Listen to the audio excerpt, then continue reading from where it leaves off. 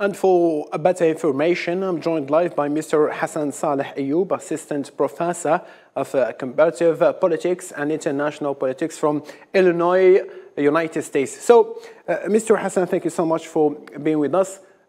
Finally, the occupation army succeeded in fulfilling the main goal, which is to storm Shifa Hospital, but eventually they found no detainees or any form of Hamas military presence at the hospital structure. So, according to the media and the Hebrew media. So, doesn't this represent the biggest setback for Zionist intelligence services, if not the entire American administration?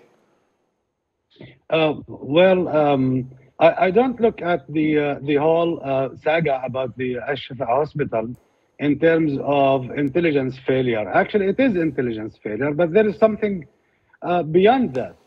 Israeli media, Israeli military spokespersons and political officials in Israel turned the whole story of Shifa Hospital as if it will be a game changer for the ongoing onslaught on Gaza for almost 40 days now.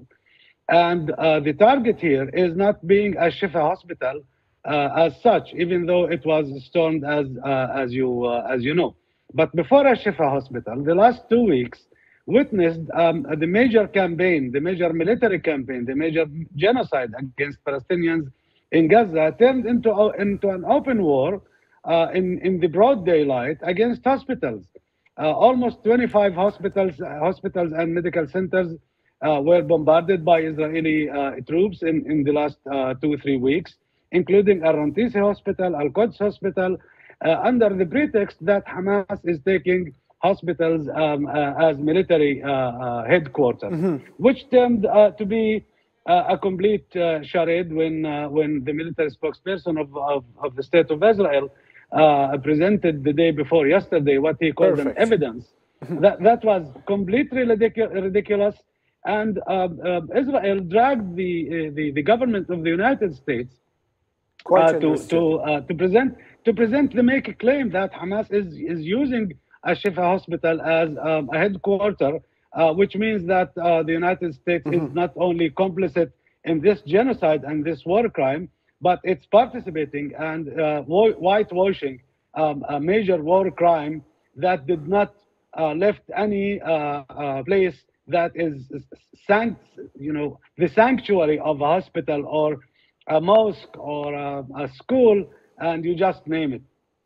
Very good, Mr. Hassan. If the occupation forces now take control of a Shifa complex, doesn't this oblige them to operate the hospital again? Because now they aren't even able to promote the stories regarding Hamas theft, fuel, and medicines from hospitals or using the complex as a human shield, since they are now controlling. So, in a legal matter, what does international law impose on the occupation forces now? Well, this is a good question. First of all, let us remember that the whole campaign came on the heels of demonizing Hamas and other Palestinian resistant groups in Gaza as being ISIS, as being devils, and so on and so forth, which was used to justify this genocide in Gaza. To go back to your question, it doesn't seem that Israel cares much about running a Shifa hospital or any other hospitals in the Gaza Strip.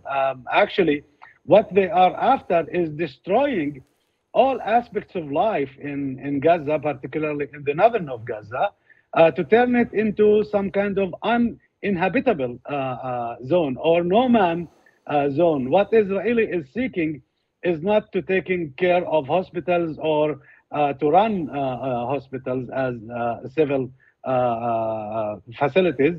What they are after is ethnically cleanse and forcing Palestinians to leave the Gaza Strip towards the south under this unusual, unprecedented campaign of bombardment that in the face of which when people do not find hospitals, facilities, infrastructure, food, water, because you know that Israel cut off a Shifa hospital and other hospitals from from power, from oxygen necessary for premature kids in their incubators, and fuel, and all aspects of life were cut off from Gaza, and especially from hospitals. The ultimate goal of this strategy is to render Gaza a no man's zone and force the Palestinians to leave the Gaza Strip. And they have the support of the American administration. Again, the American administration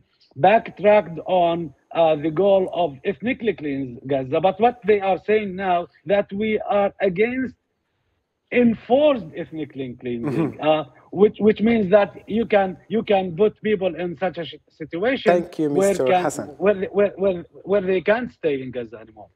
Thank you ever so much, Mr. Hassan. You joined me live from Illinois, United States. Thank you so much for your information. Thanks for having me.